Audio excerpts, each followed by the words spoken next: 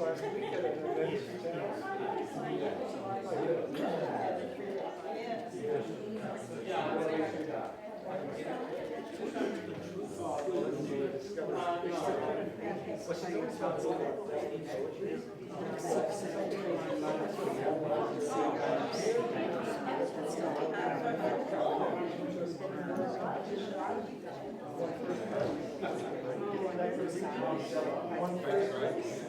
went to the Nashville. Didn't become the first place there. But it's just like, wow. Right, unknown to Canterbury famous. It's not a big poetry.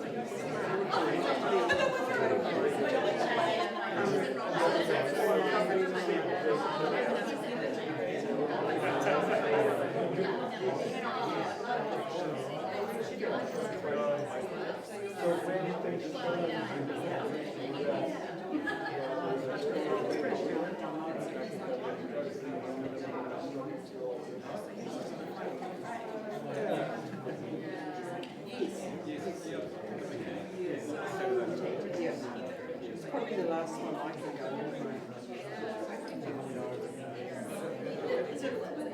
The sensor is definitely not up there. It's probably not even important.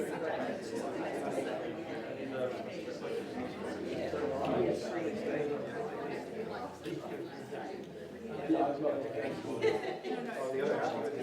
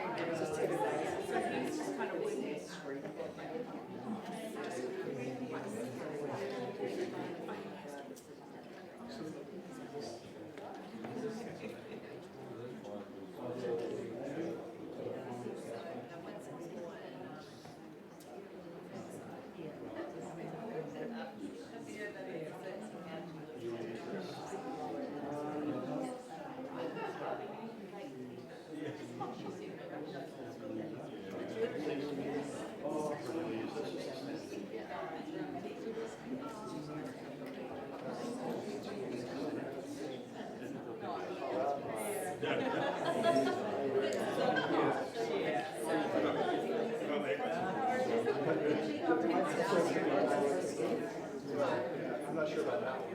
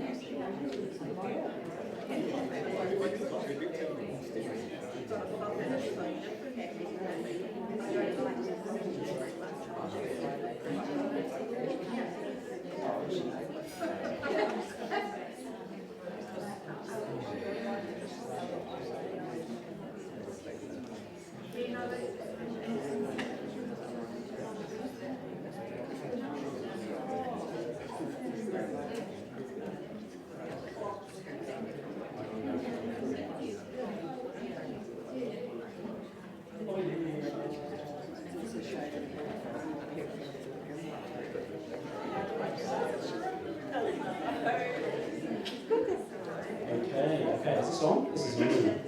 Okay, kia ora everybody. We're going to launch in and start with the karakia. So for some of you, you would have been expecting this, and for some of you, you're already wanting to leave. Welcome to the kaupapa. So here we go. Everyone eat two, and we're going to say it along together. The letters that are in bold, okay? Nice and loud, like you would be saying any prayer at church or in your bedroom or whatever, okay? Toru wha, he honore, he kororia ki te atua, he maungarongo ki te whenua, he whakaro pai ki ngā tangata katoa. Ake, amen. Too many akis in there. Okay, we're going to sing Waita, yeah? You're still in the room. So I will do the stuff that is not in bold, and you've just got to follow what I say in the lines in bold, okay? It's pretty straightforward, eh? Nice and easy. Next week we're going to be like at Matatini, for those of you who know what that is. Okay. E toru ngā mea, ngā mea nunui, e ki ana, te pai pera, whakapono, tūmanako, ko te mea nui, and everyone, ko te aroha. Me inoho whānau, inoho. So tuatahi, me mihi ka tika ki te atua, ki tō tātou papa, te kaihanga o ngā mea katoa, ka toro atu aku ringa, ki aia, mōna tini tau whenotanga, kua uhia mai ki rungi a tātou, nā tātou I whakahuihui, he oi, he honore ki tōnei ngā tapu. Ai, e taunei ki rungi a tātou katoa te wairua tapu, nā ihu karaiti I whakatakoto, te ara tika, hei hikoitanga mā tātou ana uri. Ai, maranga ke tātou te kahauranga rawa, I te karakia o te tōku toro tapu, I te whākinga o te kotahitanga o te kahanga o ngā mea katoa. Kia whakatoria I o tātou whakaaro, I o tātou ngākau, ki ngā tikanga o te atua. Hei aratakitanga I a tātou, yes, I'll stand. E puta noa I te kaupapa nei, kia ngākau nui ki te hāpai I a tātou mahi, I a tātou kōrero, I a tātou Wānanga, katoa, ki roto I te pono, me te tika, me te aroha o te atua, me te aroha o tētahi ki tētahi. Ai, nō reira, tēnā koutou katoa. So, you get an extra chocolate biscuit if you can translate exactly what I just said. Robbie, you'll be closest, mate. No, just to start with a mihi to our God, God of the Bible. And what did I say? You said we could have an extra chocolate. I did. I've only been translated. No, what did I say? I just acknowledged that He has gathered us here today. He's orchestrated us being here. That the Holy Spirit hovers over us. That Jesus Christ has laid the way for us to follow. And I kind of a declarationary kind of prayer.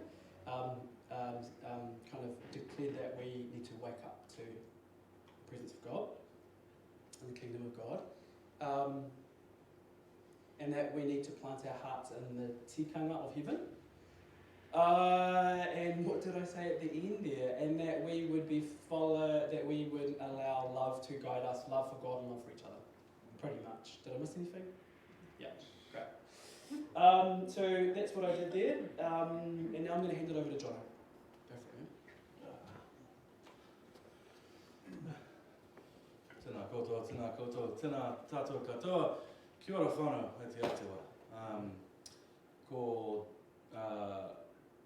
Stone Mountain te Wānanga, ko Flint te awa, ko ngā American te iwi, no Atlanta, Georgia aho, engare e tēne wake o te tahi taku kāinga, no era Oraki te Wānanga, Waimakariri te awa, Wakariri rangi te waka. Ko tangata te Tiriti te iwi. Ko Presbyterian Church of Aotearoa, New Zealand te hahi. Ko Linwood Avenue Union Church te whare karakia. Ko Atlanta, ko Jonathan Barb taku ingoa. And tēnā koutou, tēnā tātou katoa. Kia ora, my name is Jonathan. I'm the minister here at Linwood Avenue Union Church, originally from Atlanta, Georgia. I've been in New Zealand for 14 years now. I guess, first things I should say, okay, so we've decided to record tonight. We weren't really sure if we were going to, what we wanted to do about that, but there's a lot of people we know couldn't make it because of children, other commitments or whatever. So we're going to record it and we're going to store it on a private viewing thing. So if you want to revisit it, you'll be able to. If you know some people that were trying to come that couldn't, we'll try and make that possible for them as well. I'm a little bit wary that being that it's recorded, some people may not feel like they can maybe speak what they want to speak or whatever. I hope that that's not the case. But I guess if there's something you want to say you don't want recorded and you want to say afterwards, you can come and talk to one of us perhaps. Toilets and things are down, down this main corridor here is a disabled toilet. If you book another left and then a right down towards the back door, those of you who came in the back door walked right past the other toilets. Yeah, it kind of covers that sort of stuff, I suppose. So what am I supposed to do, my why? Right, I might sit down actually.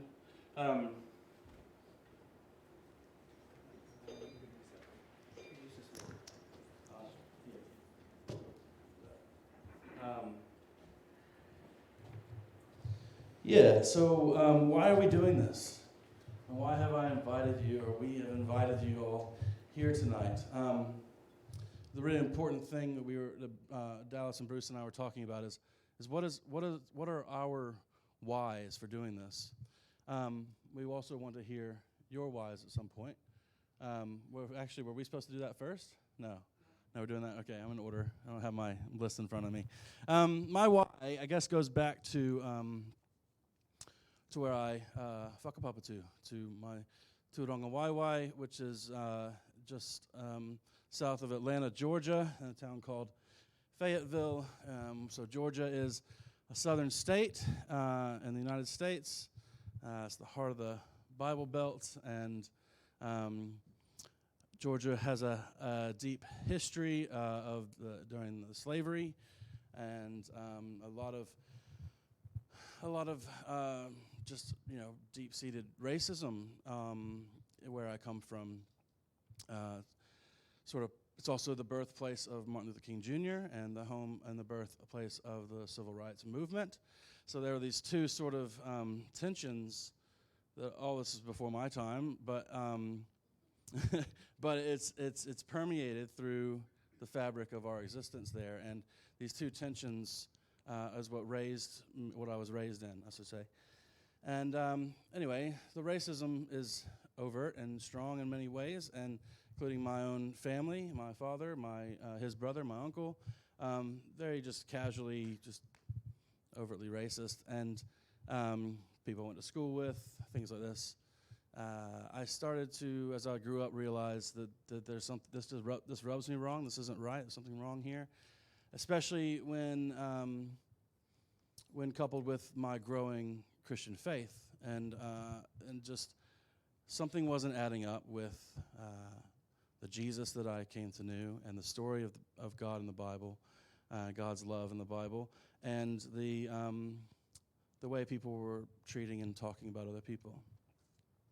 So as I grew up, I became a bit of an advocate and a sort of an activist in certain ways, I guess, to be a justice fighter person, equality, and all that sort of stuff. Flash forward a bit, I married a Kiwi girl and moved here, and when I did, I desperately, my intention was to, one of them was to really sort of immerse myself as much as I could into indigenous Māori culture here. I wanted to learn what I could. It was fascinating to me that my heart was already in this sort of caring for the minority or to the vulnerable, all this sort of stuff. And I wanted to know. I knew a little bit from my wife. She's Pākehā, but I knew some things. I certainly knew the phrase kia ora, and I thought that was really cool, actually, that there's this universal sort of greeting that everyone sort of says, and it's in Te Reo Māori, and I was like, that's pretty cool. And so I moved here, and even on the airplane, the flight attendants and the pilots and everyone just using sort of casual Te Reo from time to time, I thought was really cool. And so I land, and the short drive even from when my father-in-law picked me up and took me to their house, I was noticing, even before that, in the airport, noticing people with tamoko on their arms and legs, and white people, and I'm like, oh, this is really interesting. This is cool, integrated. It actually is really integrated, the cultures here, especially compared to what I knew in America and Native American culture. It was nothing. Anyway, we're driving from the airport, and I'm seeing road signs, street signs, neighborhood signs, in Te Reo Māori, and I'm like, this is really this is cool. This is really feeding my heart, right? I'm like, I'm in a place where there's integration, and this is going to suit me well. Fast forward 14 years, and I've learned a lot of learning about how obviously it's not a perfectly ideal situation by any means, but I still hold that the impression that I got when I moved here is that there's an integration of cultures much far better than what it is in the United States, and far better than what I know about Australia and the Aboriginal indigenous people there. But wanting to work to still bring it a better relationship. And I think the foundation of the treaty is what allows for that integration, obviously, which we will cover in time. So I went from that, and then I started training. I was doing youth work in Rangiora, and I just did my training at Laidlaw, and then was doing my ministry training with the Presbyterian Church. And all the while, there's this everyone's imparting this sort of bicultural emphasis, right? And which is fine by me. I'm enjoying it. I'm learning all this stuff.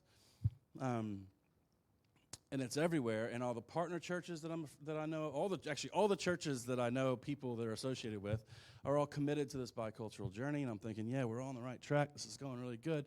And I do my training, and I come out, and I land here. It's my first church, and I come with this assumption, this sort of an expectation that there's an expectation of me to have and be able to continue, or this bicultural journey with our church, and I don't know what the minister was doing much before me, but I sort of assumed that he must be on the same page as well. And so I come in with all this sort of training, this resource. They resource me with Tereo to use in our services, and I'm thinking, yeah, great. Anyway, start doing a little bit here and there, some subtle greetings and stuff, and then I thought, there's something we do in our part of our liturgy every Sunday that we do regularly, which is passing the peace of Christ. And so I thought, I'm just going to take that little thing that we do, I'm going to start doing it, offering it in Tereo Māori with a response, and it'll be this normal thing that we just do every week, and people will catch on, and they'll learn this phrase, and it'll be good. And we have. And nothing really big was changing, or nothing was coming to my attention. But after a few years, about three and a half years in, I guess, came to my attention. No one was really making much of a big deal, but it came to my attention a perspective that I never really considered before, and that is that from an older generation, particularly, who remember a time when speaking Te Reo Māori was not okay, was discouraged heavily. Even sort of being Māori was discouraged heavily. In fact, I know Māori people who are sort of ashamed of they don't fully embrace their Māori side. And this is all sort of what was sort of put upon them, I guess. And I'm not saying any of that's right. I'm just saying that there's a perspective of people of a generation that remember that, and now everything is changing rapidly fast around the world, like technology, everything, and you turn around and government agencies are changing their name to Te schools are changing their names, all these agencies and everything are changing their names, and to someone who remembers that this was taught that this was like evil or not right or wrong or just don't do it, it's now everywhere amongst this rapidly changing world. And it really made me pause and think about some of the people in my congregation, and I think other people in other congregations that really have a resistance or struggle to try and understand where we're going with this journey. And anyway, so I realized that I couldn't do that all in one Sunday.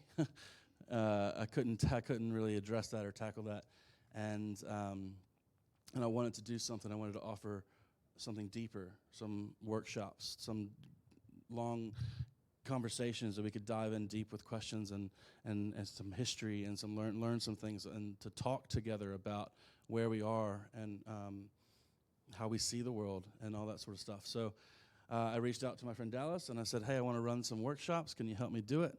And we started brainstorming. This was middle of last year. So we decided to run it around Waitangi this year, which was good. Thank you all for being here. That's basically my why I've come to put this together.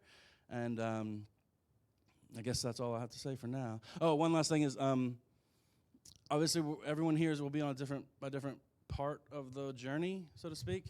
Not everyone's all on equal footing, I guess. And I just want to say, like, if when we're talking and we're saying phrases, more so them than me probably, if we're saying words and phrases and things and we're saying them like you should know what they mean and you don't know what they mean, that's just stop and raise your hand and ask, say, what does that word mean, or what is that? Even like, not just Te Reo Māori, but like I don't know, theological, biblical things, whatever. Like, because I think that's part of I think that feeds the resistance from people too. It's that they don't know, like things are like they're supposed to know stuff that they don't know. What are you doing? Is it dying? No. You know what I mean? Like they're just supposed to know things and they don't know, and so please stop and we can explain things if we need to along the way. Got it? Is that cool? Kapai. Yeah, I think we're going to break up into groups now because we got far too many people. This is great. We didn't really know what to expect. This is really good. Far too many people to do individual little welcomes and pepiha. So, but why don't you get into groups of like 4 to 5 or so, or maybe 6 even, and then just sort of share a little bit about, who you are, where you come from, why you're here, and what you hope to get out of this Wānanga. I know. My challenge to you would be not to mention what you do for a job, and talk about where your people come from, as much as you know. Ka pai? Go for it.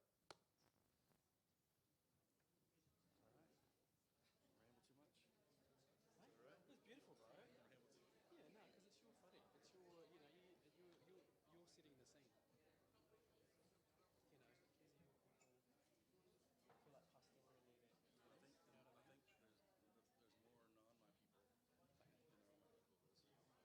There's more non my people than there are my people. I got a good turnout. My people. How long should we give them? So I was kind of thinking the first half would be about like 10 minutes? an hour, like this whole up to like where up to here. So when we give it to Bruce, Oh, yeah. it'd be like a whole hour. Okay. I probably won't. You don't think so? Well, I mean, you can come back to the. I did. That was not bad that time. We were meant to do PPR straight after. I did think so, yeah. Um, so basically, we'll go PPR hongi. You can jump back in and do overview if you want to add anything. Sure. If you want to, like around Yeah, I'll just feelings, well, yeah, that's around fine. an overview of the. Plan on doing each week, yeah. Especially because I'm and this could just be me. I'm just not not diving into like specific things. Not good yet. We probably just need to say Set the stage. give them a heads up. And then the way that could take some time. Yeah, that could take some time. I'm considering we can give them all about 10 minutes. Okay. And we can pop around, we can sit with each other like we should pop around and put our ear to everybody for a little bit. So yeah. Hello. Hey, hello. Hey, just so everyone knows, we're going to give you another 9 minutes. Yeah. So if you got a talker in your group, like cut them off.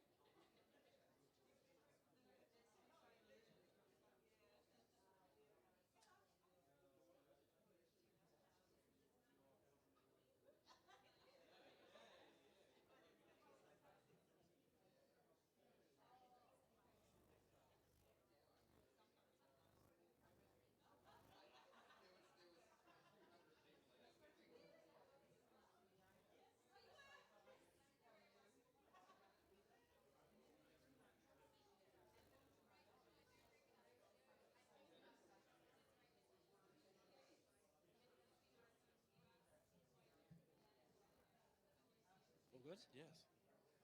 So already some interesting things.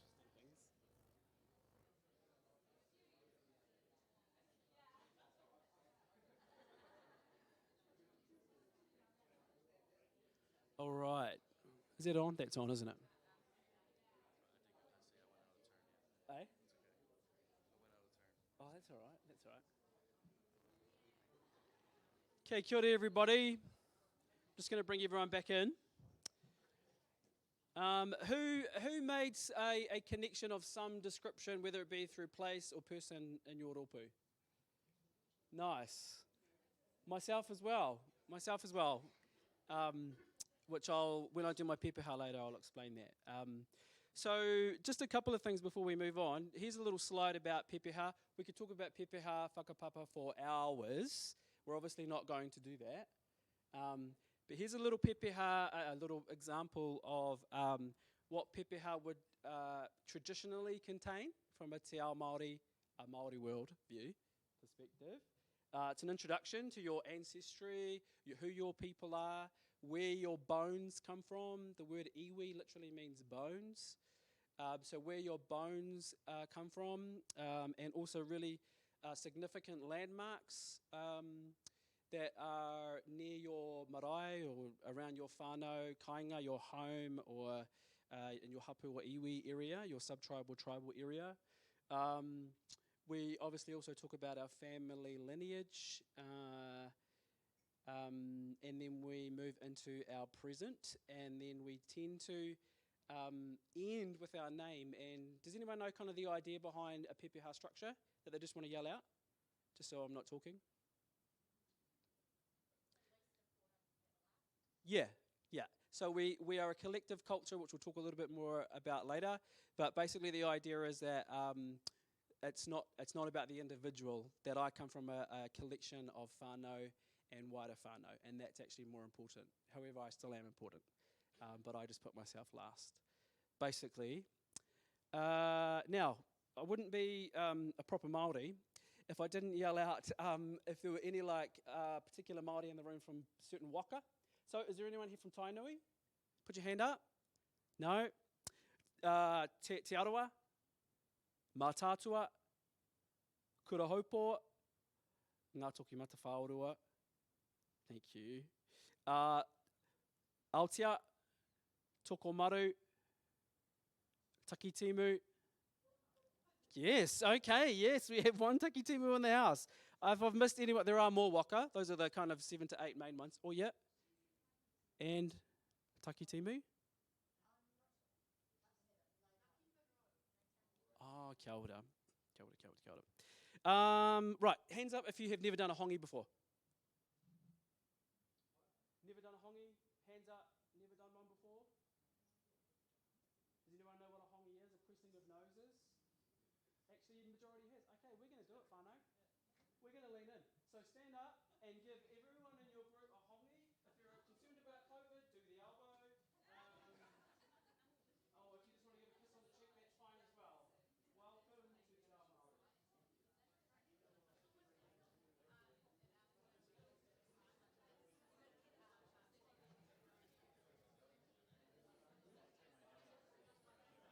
So you can do overview. Do overview. Definitely kind of focus on the fact that we're not doing too much facility tonight. Yeah, and then we'll get into the wave. It almost feels like the wave is already being done. Okay,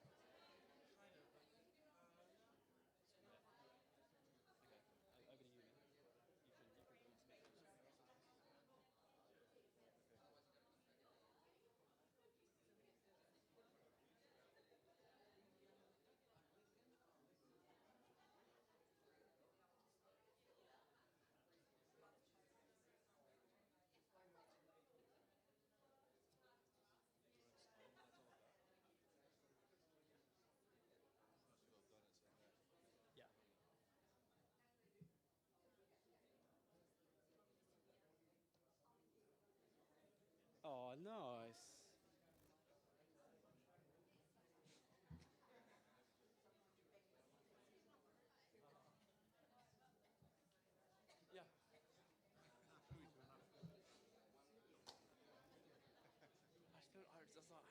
Nice, Linwood Baptist.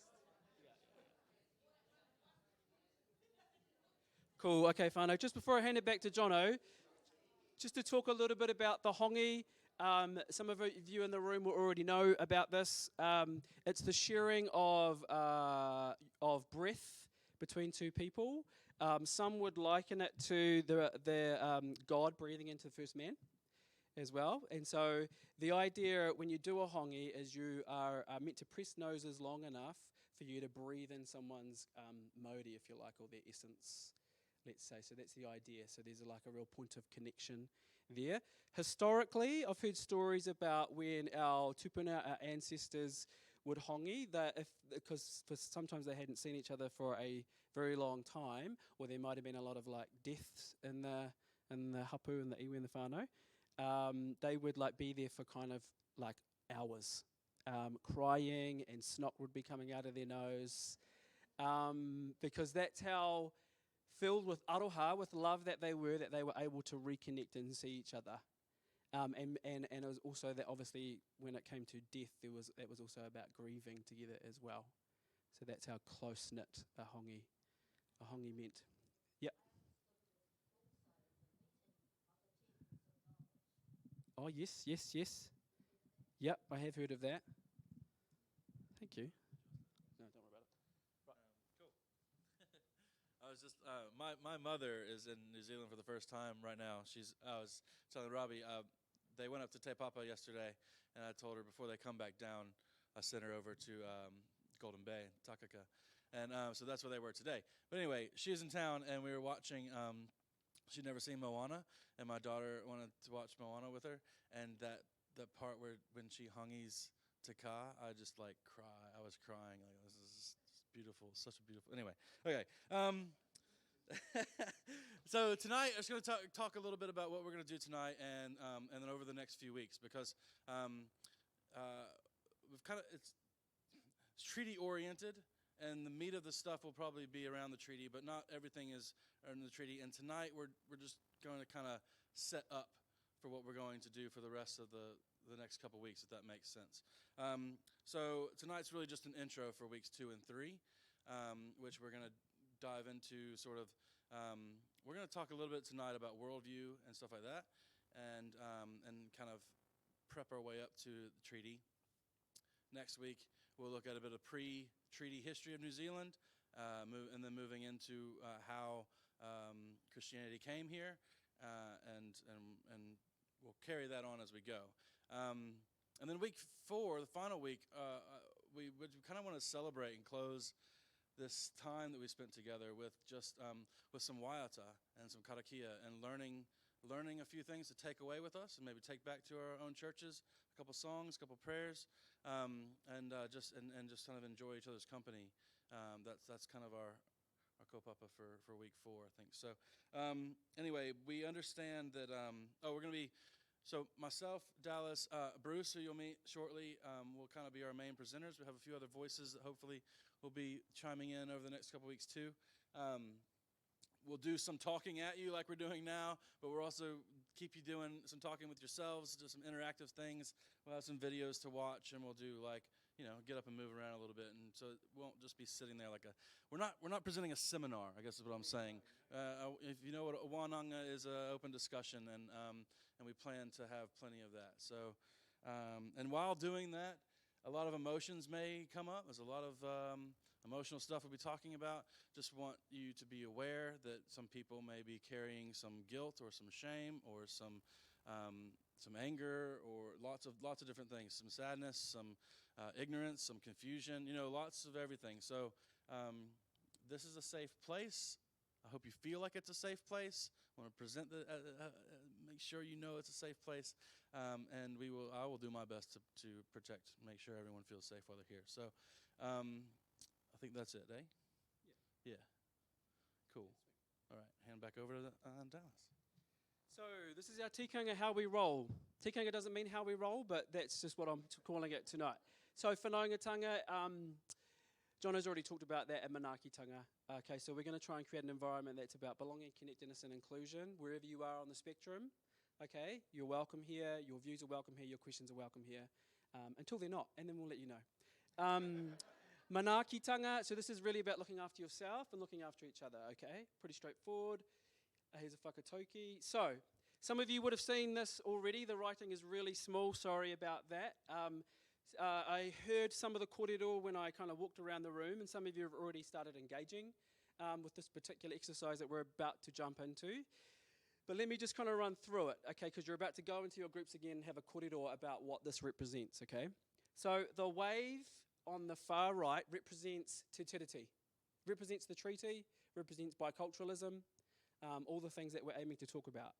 I'm just going to walk over here. Oh, no, I'm not. I can walk over here. So the surfy, which is who's on the wave, represents the bigger it is, the more exciting it is. So the bigger this treaty kōrero gets, especially at the moment, I'm more excited because I'm riding this wave, man. I'm here, okay? So are you a surfy? Are you on the boat just down from the surfy? The bigger it is, the more scary it is. Are you there? Are you collecting pippies on the shore? Who cares how big it is as long as I don't get wet? Are you on the cliff top, the person at the very highest peak? The wave is only one of the many things to look at. Are you the sitting tramper who's kind of behind the hill or the cliff top? I can't see what you're even talking about. If that's you and you're here, welcome. Especially if you thought you were coming to a workshop about something totally different. Feel free to leave at any point if you want to. Are you the standing woman? I don't know about waves, but let me tell you about this water that I can see. Or are you in the helicopter? Which wave are you even talking about? Okay? What is your why for being here, and where do you situate yourself in relation to the wave? Kapai? Pretty straightforward, eh? We'll give you 10 minutes to have a kōrero amongst your rōpu, your group. Go for it.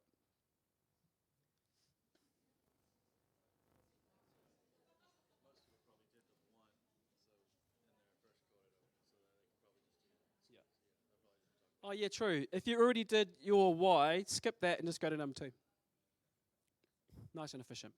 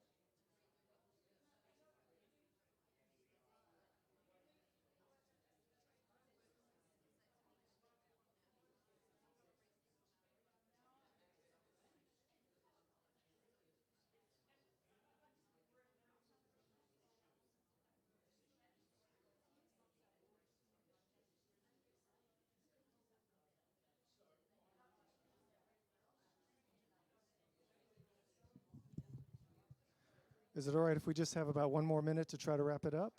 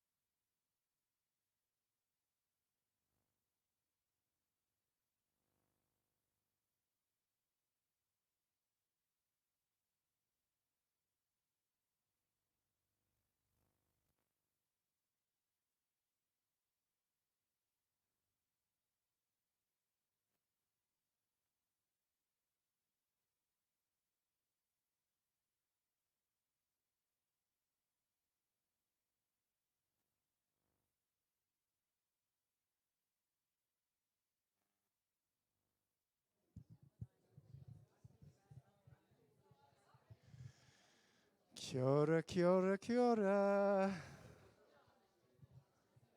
So hard to stop a good conversation, isn't it? I wonder if we could have just a few maybe highlights, especially from the second question. Did anybody have any highlights, or someone from their group who wants to kind of like represent, what does the treaty mean to you? Anyone?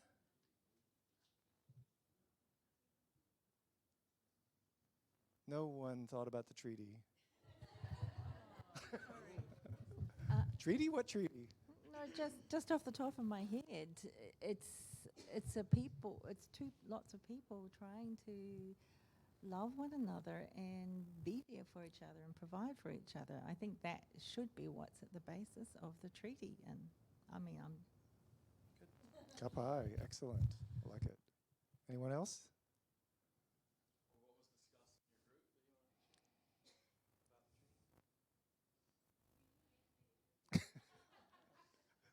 about the treaty? Of course you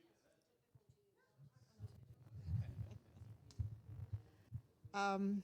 In our group, we were talking. I said the treaty is not perfect, but it is a good, solid base we can start and build on. It hasn't been respected the way it should have been, but when I visit my family in Australia, they have got nothing to start and build together on. The treaty is there and we can learn from it and grow closer together from it. Just wind. Sort of Thanks for clarifying. a starting place for us to put our roots into to grow. Yeah, excellent, excellent.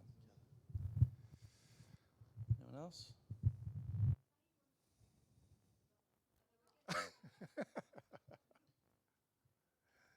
Going once? Apart from the treaty, we didn't get to the treaty, but we have difficulty because of the two languages. Now, I realise that the Māori had the same problem when they weren't allowed to speak te reo, and for us now we're doing the same, going through the same process, but I don't know what the Māori words are, and I find that I can't seem to. At my age, I don't retain it anymore. I've worked it out that it's not whānau, it's whānau. Yes! Thanks. All right, so I know there's a tension when you come into an environment like this, especially, have any of you ever done a no homorai stay? A few? No? So some of you have. So the thing for us as Pakeha who come into that space is things always start way slower than you think they should, right? We were just like, can we just get to the point already? With this hours of introducing ourselves and getting to know one another, we don't need all that. We could just skip straight to the discussion and let's have a good debate. Who cares where you come from? I'm learning slowly that matters.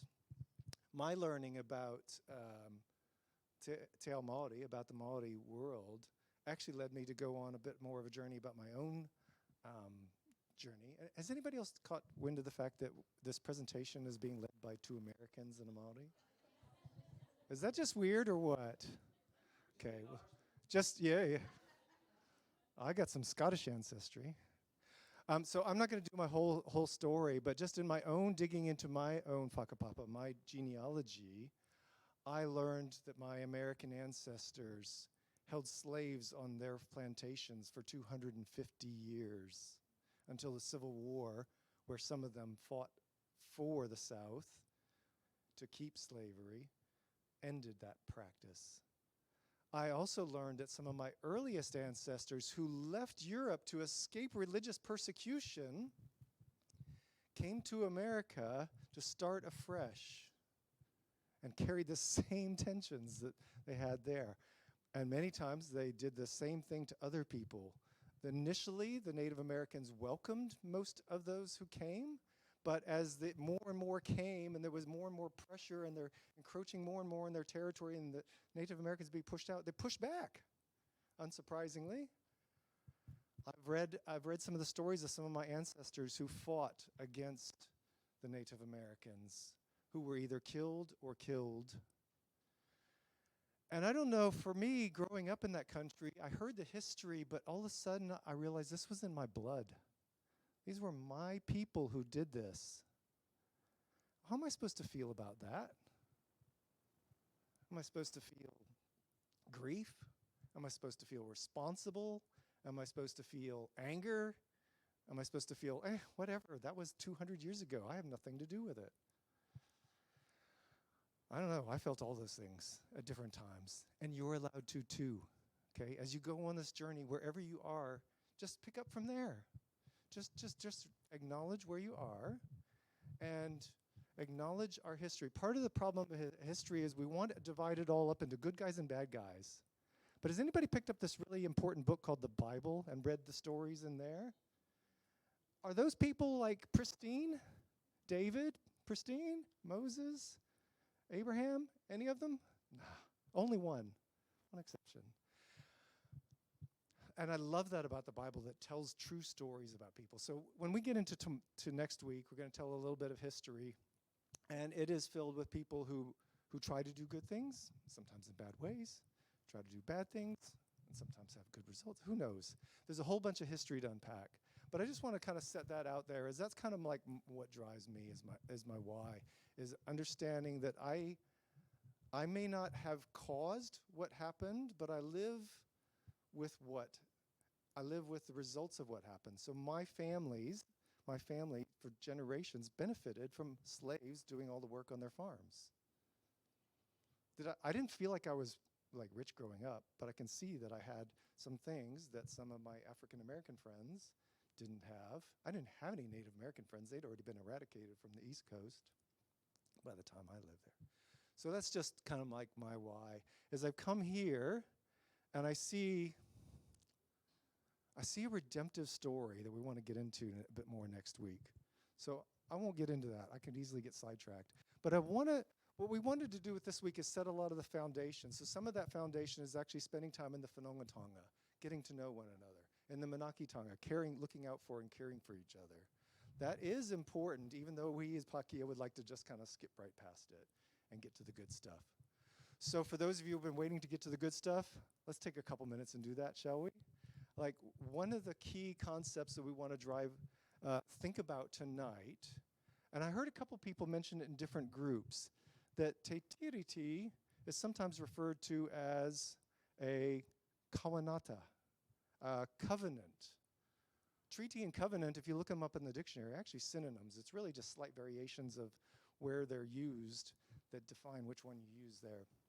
The same word, covenant. Do Christians have a foundation that has anything to do with covenants? There's this thing called the Old Covenant. Some of us call it Old Testament. And there's a new covenant in the blood of Jesus. We have covenants.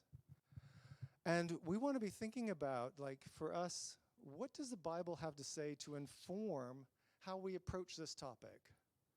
And I want to do it through just highlighting one particular story from the Old Testament. Now, I was tempted to put it on the slides, but I started looking at the slides, and it's like, whole heap of words. So I'm going to try to just summarize the story. Has anybody ever heard of the Gibeonites? Oh, a few. Okay. Yeah, I got to admit that for many years I was able to read right past that and totally ignore them. And totally ignore the fact that these people appear in several places. Okay, so the first place that they appear is in Joshua's leading the people of Israel on the conquest of the lands of Canaan, right?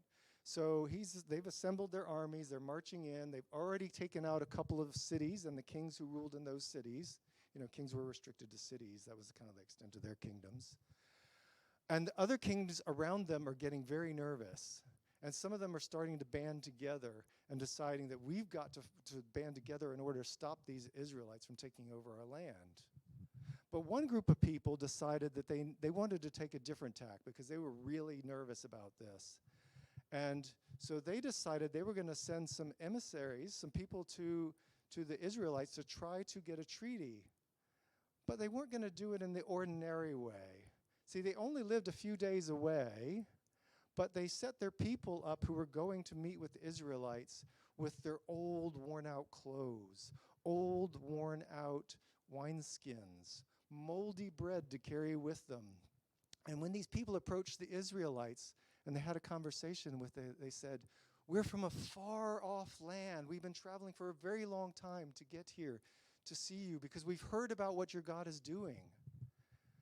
And we thought we needed to come and make a treaty with you." And of course, the Israelites, a little bit suspicious, good, ask, "Well, how do we know that? You're not just from around here." They're like, "Well, look at our clothes, look at our food, look at all these other things." Kind of conniving there, a little bit of trickery involved. They were setting them up. But the Israelites and Joshua, they decided to make a treaty with these people. Now, they didn't exactly consult God in that process, but they decided to make a treaty with these people, and they swore an oath before God that these people would not come to harm. 3 days later, they arrived at the towns of the Gibeonites. Like, wait a second. You said you were from way off. Here you are, right just a few steps away from where we were. You tricked us. You lied to us. Why did you do it? We were afraid. We didn't want to be destroyed. We've seen what you've done to the other kings around us. And so forgive us. We resorted to trickery, we know. Do whatever you will. And so Joshua said, "Well, you're going to be the water carriers and the workers here for us." This is all occurring in Joshua chapter 9, in case you want to read this story for yourself. In Joshua chapter 10, the other kings get wind of what the Gibeonites have done, and they said, "Well, actually, they're a threat too now because they're aligned with Israel. So let's take them out first so we don't have to fight both of them at one time." Well, when the Gibeonites get attacked by these other kings, they send word off to Israel to say, "Help, help! We're your humble slaves, and we're being attacked." And Israel, because of the oath it swore to these people, came to their aid, and it defeated all the other kings in this massive battle. There's one part of the story that even if you don't know the story of the Gibeonites, you probably do remember. This was the particular battle where Joshua prayed for the sun to stand still, and it did. It was in the battle to save the Gibeonites, who they had made a treaty that they were tricked into making. But that's not the last we hear of the Gibeonites. They did defeat those kings. But 300 years later-ish, I'm not very good at the exact timelines there, but it looks to me like about 300 years later, Saul had done some things, had slain quite a number of the Gibeonites. We don't know all the context of what he was doing and why, but it comes up because there's a great famine in the land of Israel. And in the land of Israel, they're wondering, why has God done this to us? And so they consult God and they ask, what is this all about? And they discover that it was because Saul had dishonored the treaty that he had made with the Gibeonites and killed them. And so they said, what are we going to do? Let's go to the Gibeonites and ask them, what do they want? What do they want out of this? This part of the story is not so nice. They said, well, give us, we can't just like take whatever we want, but give us the sons of Saul. And they took those sons and they killed them, all but one. There was one son who wasn't of Saul, a descendant of Saul who was not killed, and that was Mephibosheth, the son of Jonathan, whom David had made a covenant with that they would look after each other. And so, as to honor another covenant that he had made, he protected Mephibosheth, but to honor the first covenant, he gave over the sons of Saul to the Gibeonites. Now let's just step away from the question of the treaty itself for a moment and just ask, if you're in church and you've just heard that story, and you're wondering what the preacher is going to make of it, what point are they going to draw out of it? What point would you draw out of it? What is that story there for?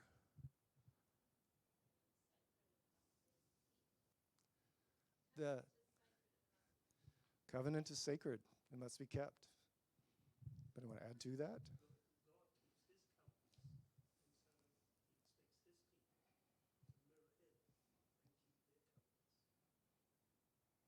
Good. Sorry?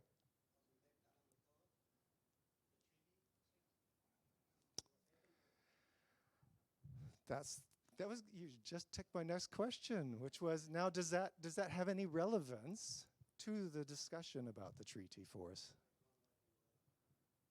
Why don't we just have a few minutes back with your groups again and just kind of chat through that and say, what is the relevance of that and what do we do with that?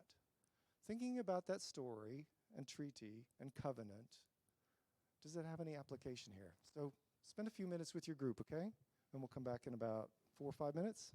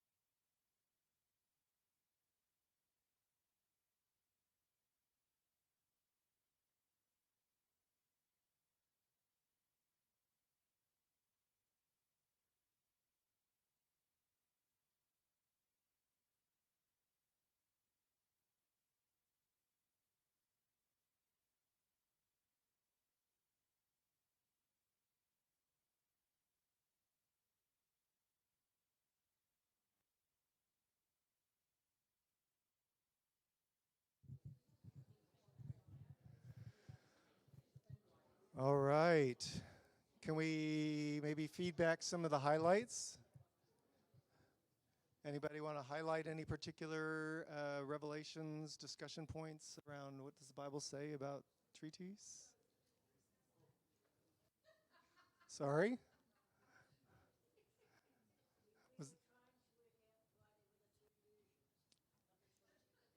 Why were there were two versions of the treaty? Uh-huh.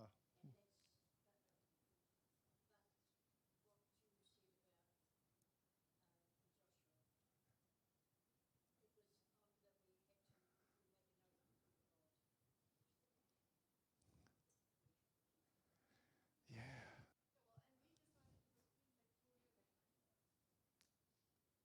And the current treaty, yeah.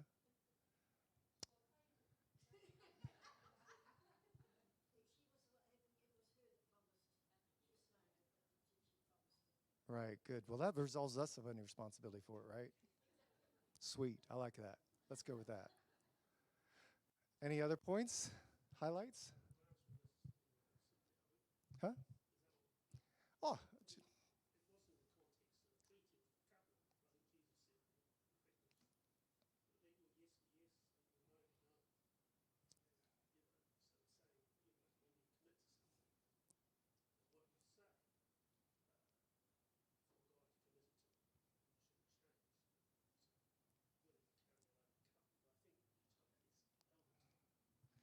yeah. And I really get stuck on that point that this was a treaty they entered into through trickery.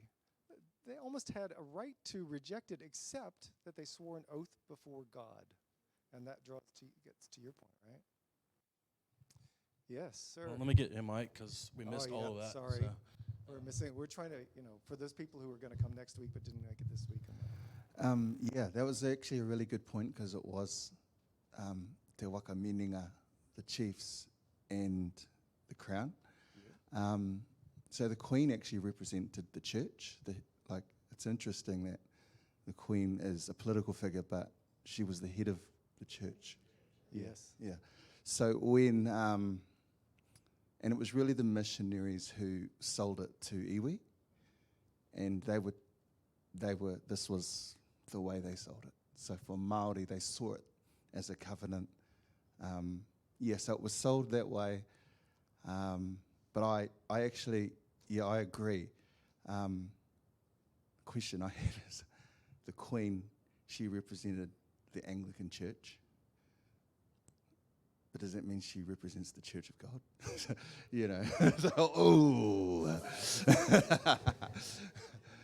So that's a sideline. It's a good thing I'm Presbyterian. Well, look, I think that you could do a lot more discussion about that, but we want to cover one other kind of topic. It's kind of this foundation for this discussion. And actually, just I want to say one more thing about treaties, because this was something that also really struck me. There's one more treaty or covenant that we often think of as Christians that many of us, most of us have actually entered into. Do you know what that covenant is?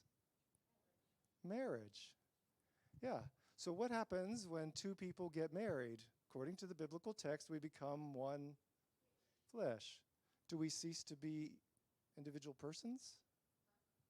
No? So well, maybe there's some dysfunctional ones where that happens. But generally speaking, most of us retain our identity. We retain our whatever gender or whatever other issue, things we bring into the relationship. We retain those, but we are joined together as one. And that's, I think, a healthy model of covenant for us to take to the treaty. We have two people being wed together into a relationship, and some people have said, well, we're all one. Well, yes, but which one? Or do we cease to bring who we are when we become one? Just some food for thought there around that. I've personally found wrestling with that idea of treaty as a marriage covenant as something. Yeah? Yes. Yeah, absolutely. So it's interesting that you have this comparison to marriage, because in the Western patriarchal society, a woman did lose her identity because she became Mr. Henry Williams or whatever it is.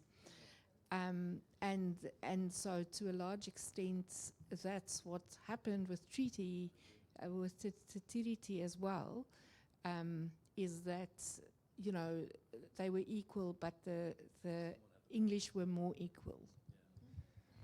Yeah, so we might have drawn some wrong analogies from that relationship too. Well, that's what I was trying think to say Dallas did before. warn me that that can go a little awry when you try to make that analogy for reasons that sometimes those relationships are imbalanced, and it's common for there to be power imbalances in any relationship. That'll lead to some other good questions. Yes, sir. Was there any trickery in the? I think we'll cover that There you in go. the. There's the answer. We'll Yes cover some of that and later no. on, won't we? Would you like to see your whakaro though? Like, Yes, yeah. Sell us. Oh, I mean, how long can I talk for? I think there's trickery. Like I said before, I teach Te Tiriti at universities, so I know a little bit about it. Doesn't mean I know everything. I'm not up here, but yeah, definitely. But before you look at the treaty, you've got to look at the Declaration of Independence. So there was another document signed that used certain words, and when the treaty appeared 5 years later, the words that meant governance and sovereignty were changed in the treaty. So yes, it's dodgy. Henry Williams, he translated it, he was fluent, he knew exactly what the words meant, he had land holdings. I mean, I'm just burrowing.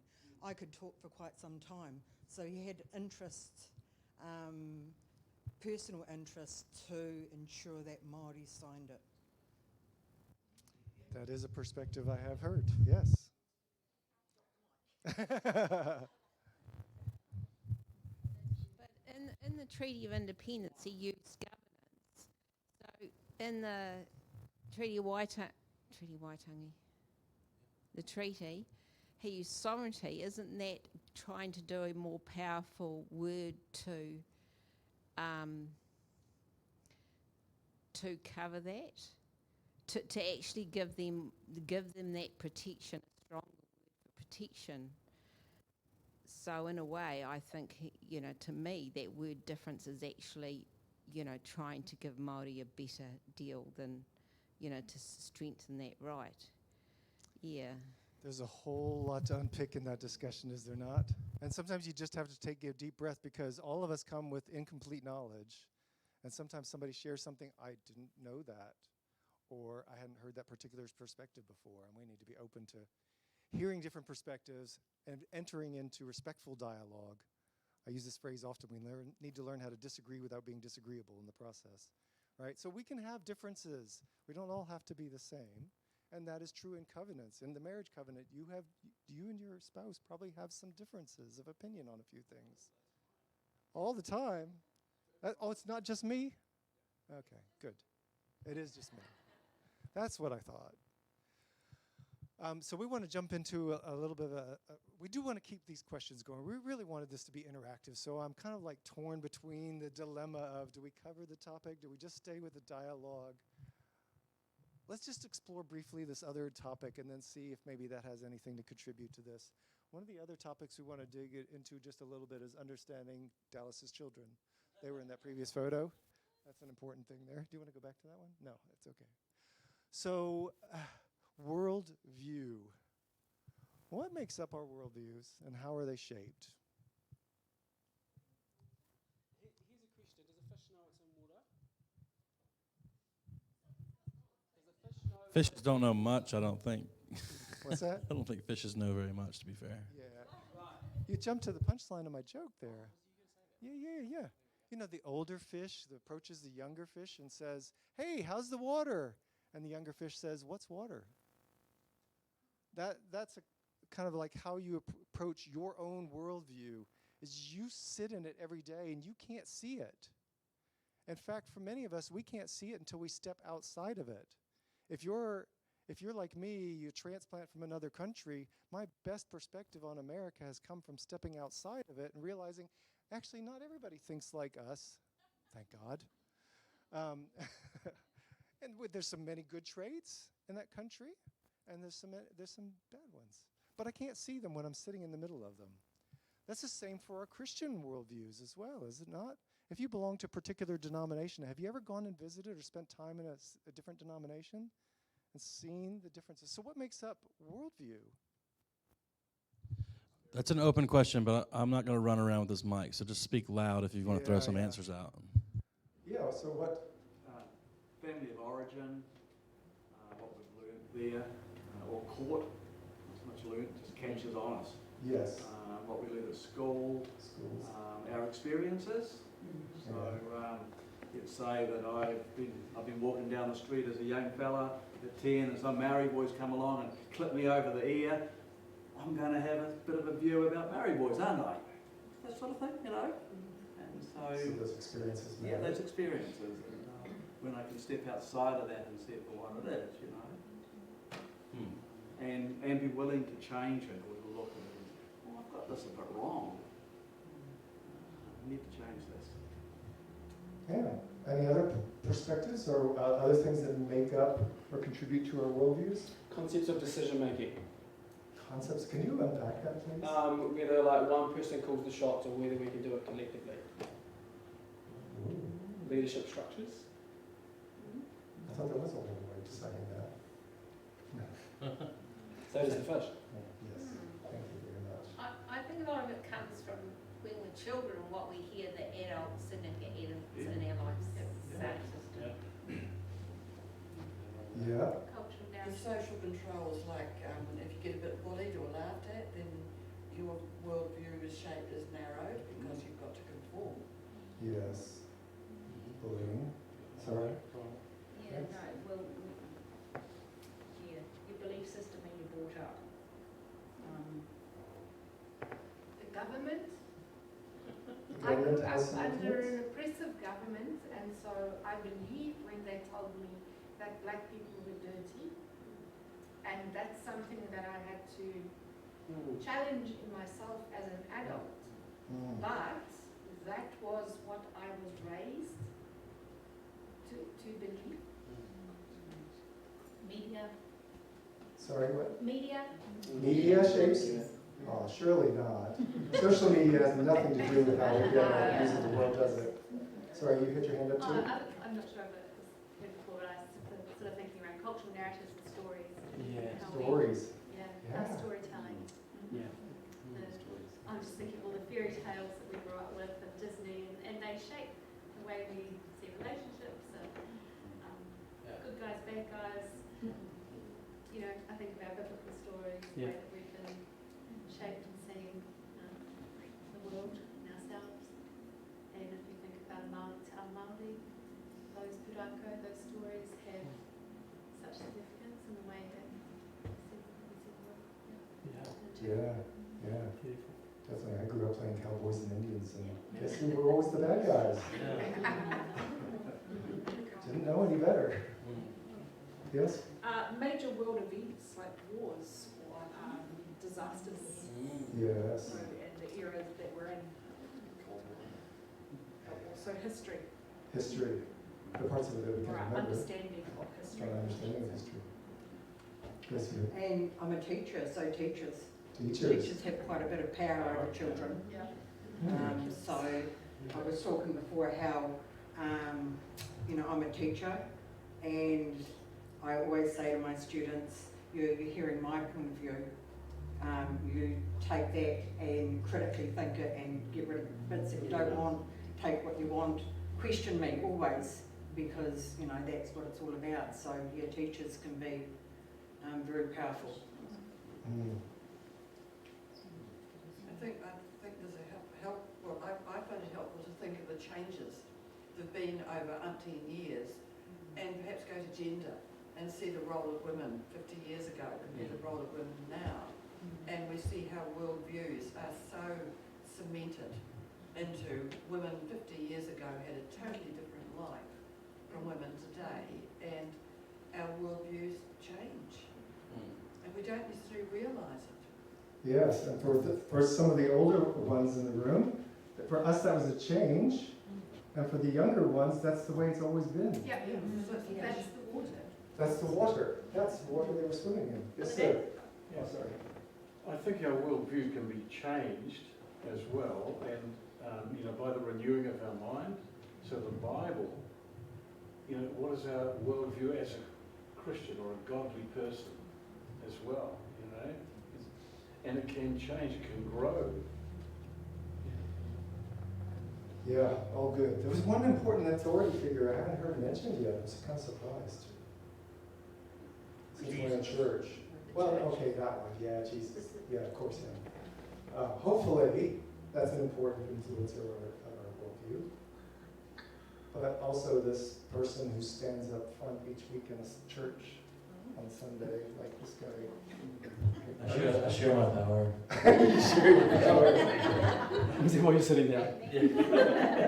But the other thing that comes to mind is the Bible can be used as a weapon and has been used by many people that have done wrong to support what they've done.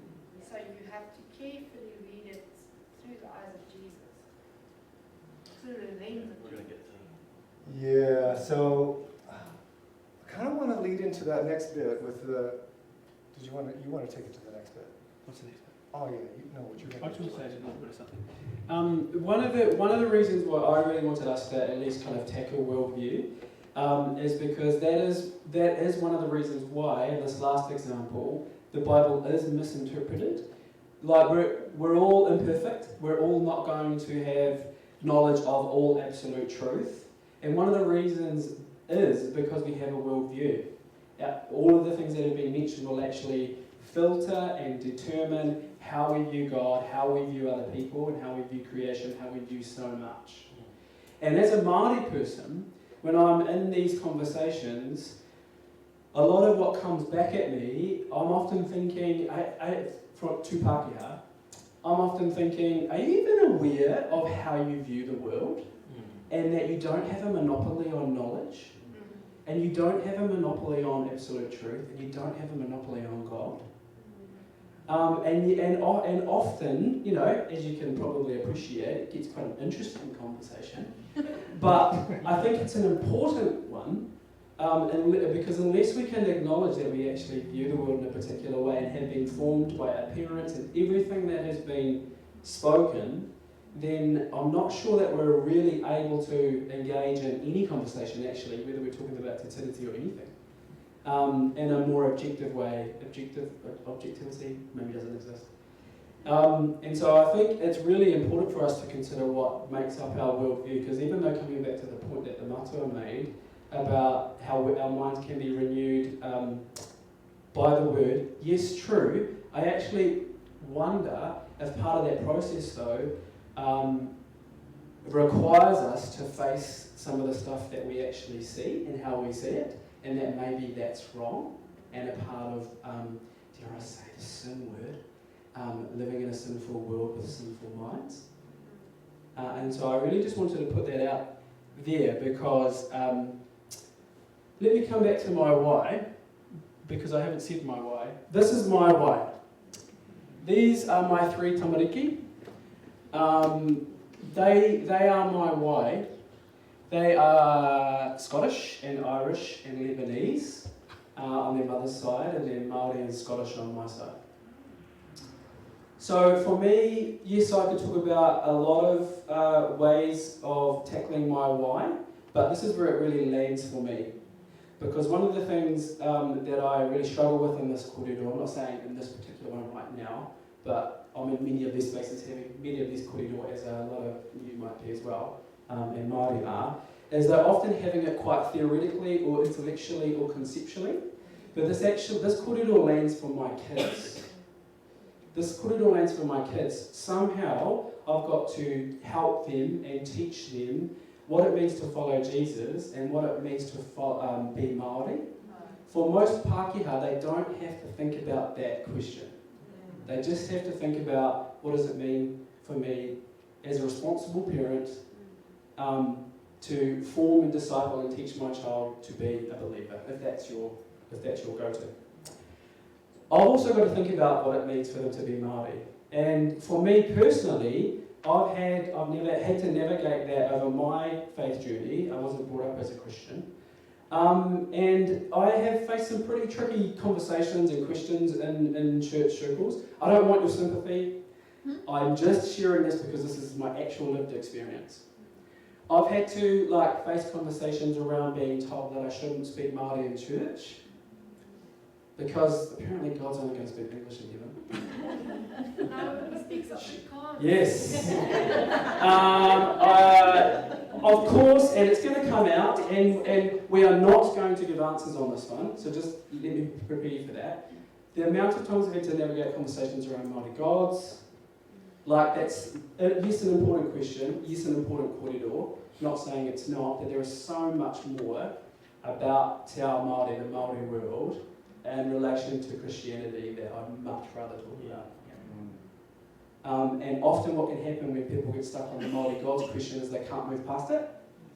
Yeah. And sometimes if I'm in the mood, I have grace and patience for that. And sometimes I just don't, and I just might be a bit smart and say, what about the gods that you also got other than the God of the Bible? I don't know, individualism, commercialism,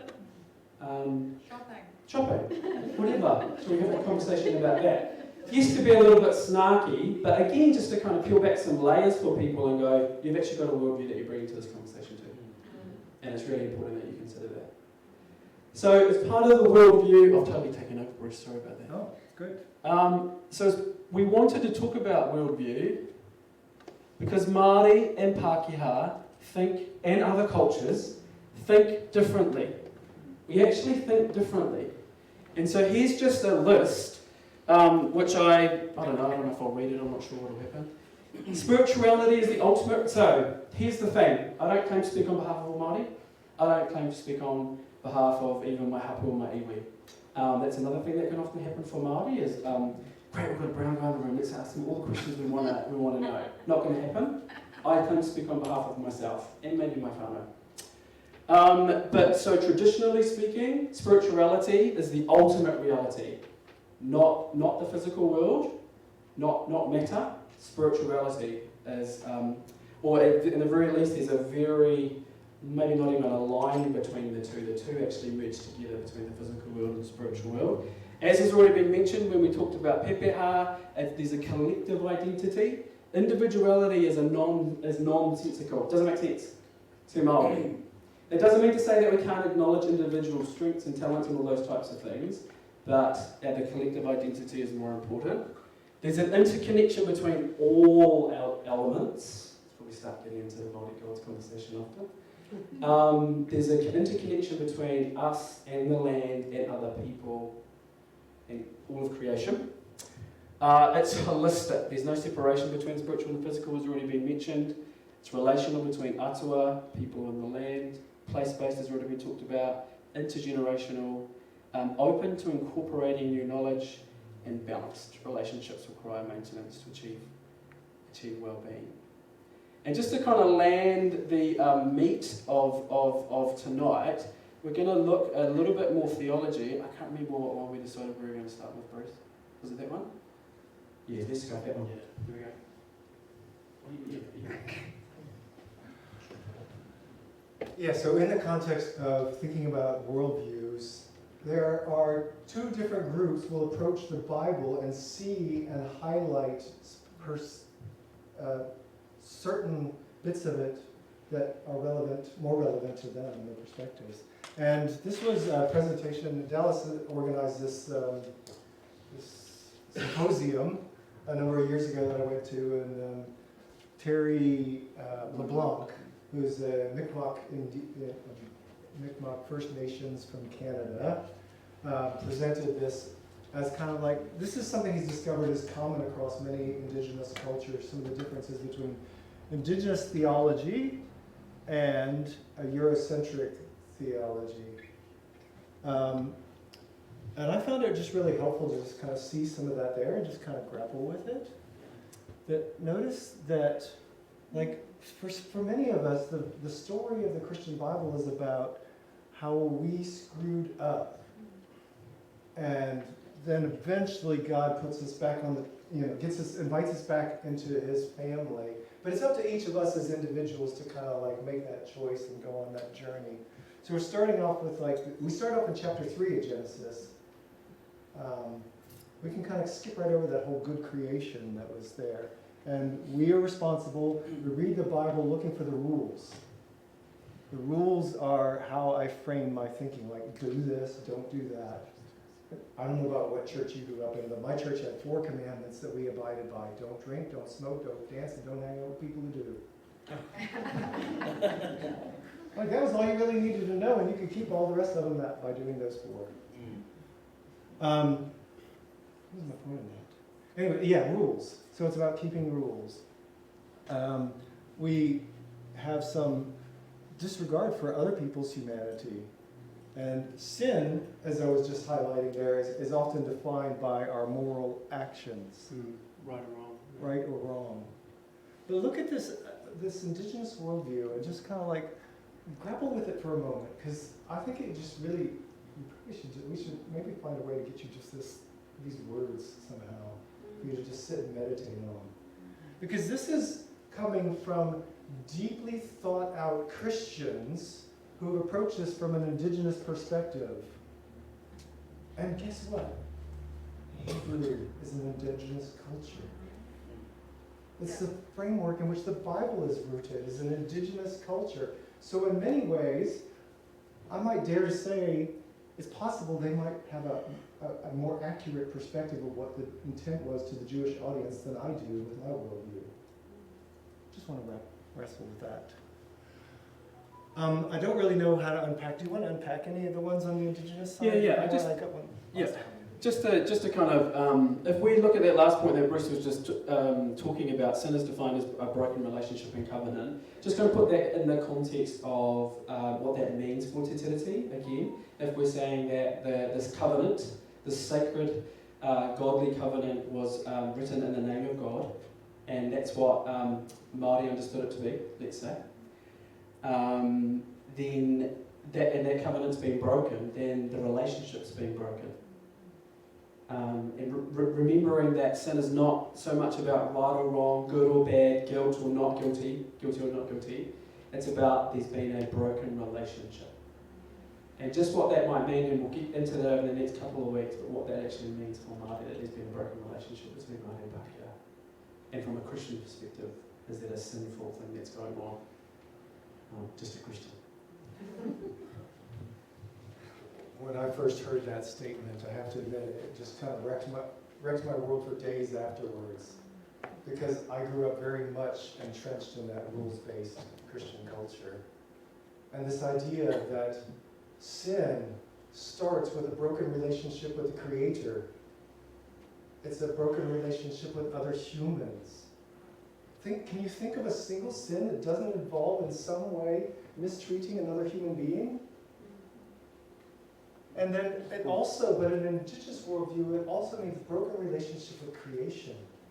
Because creation sustains us. We live off of what we take from the land.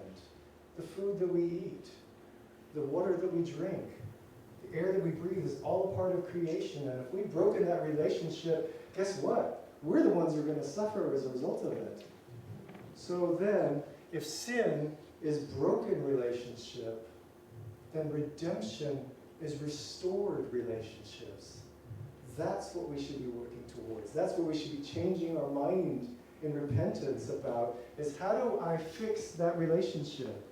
It's something I'm learning as a parent to try to teach my boys, that when something goes wrong between them, how are you going to fix this relationship now? You've broken the trust. You've broken the relationship. How are you going to fix the relationship? All because I heard this, and it sat with me for days and days. I hope it sits with you too, and you consider that perspective. Sin is broken relationship. Why don't you land the plane, Dallas? Oh, sure. Do your thing. Jono. Do your thing.